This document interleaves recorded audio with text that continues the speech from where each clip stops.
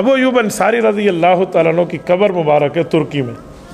میرے ترکی کے کئی سفر ہوئے ہیں اسی خواہش میں کہ حضرت ابو ایوب انصاری کو سلامی پیش کروں.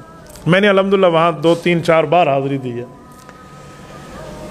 استنبول یہ ترکی کا پرانا شہر ہے, بہت پرانا ہے.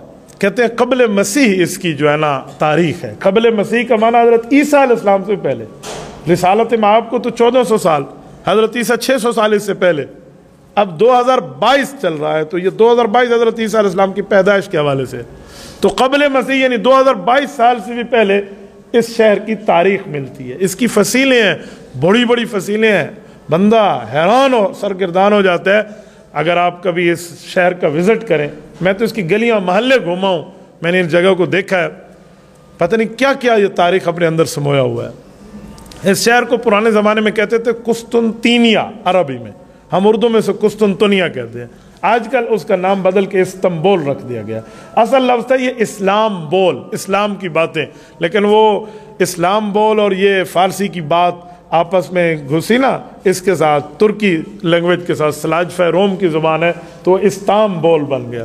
کوئی استانبول کہتا ہے, کوئی استنبول کہتے ہیں اس کو. اس شہر میں حضرت ابو ایوب انصاری رضی اللہ عنہ کی قبر مبارک ہے. اچھا, یہ شہر 2 بر اعظم پر مشتمل ہے ایک شہر, لیکن یہ 2 بر اعظم پر ہے. اس کا آدھا حصہ ایشین سائٹ کہلاتا ہے اور آدھا حصہ یورپین سائٹ کہلاتا ہے. بر اعظم یورپ اور بر اعظم ایشیا کا سنگم ہے. یہ اس کی لائن آف کنٹرول ہے, اس کی سرحد ہے, بارڈر ہے.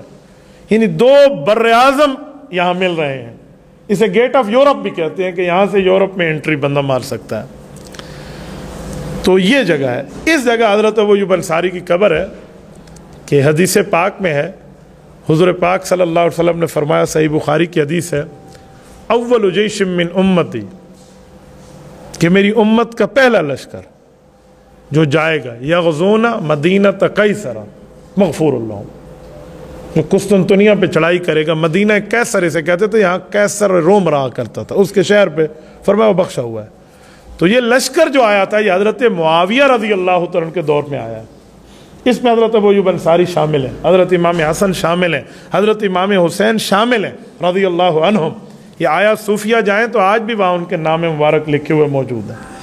حضرت ابو ایوب انصاری نے فرمایا تھا کہ میرا اگر انتقال بھی ہو جائے نا بیمار تھے, کہ مجھے ان کافروں کے علاقوں میں جا کر دفن کر کے آنا, کیونکہ میں جب تک ہوں تو اللہ کے دین کے پہنچانے کے لیے